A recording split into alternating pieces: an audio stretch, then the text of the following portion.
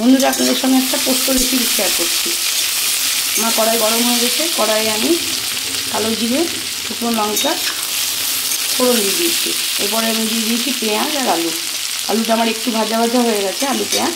এবার আমি দিয়ে দিচ্ছি ছুটি।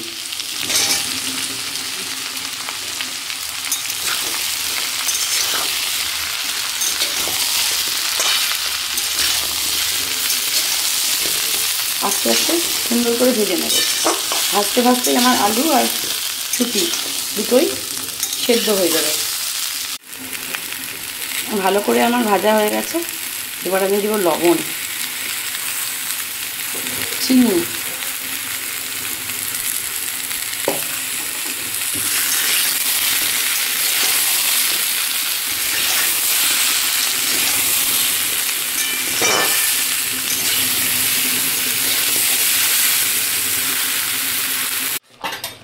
আমার ছুটি আলু একদম সেদ্ধ হয়ে গেছে ভালোভাবে। এবার আমি পোস্তটা বেটে নিয়েছি, এবার পোস্তটা দিয়ে দেবো। এই যে পোস্ত বাটা হয়ে গেছে আমার। এবার আমি পোস্তটা দিয়ে দেবো।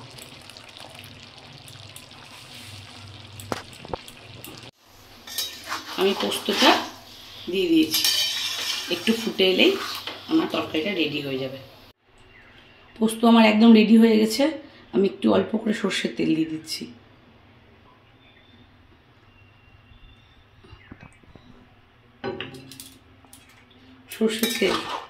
সর্ষের তেল দিলে পোস্তটা খুব টেস্ট হয় বন্ধুরা।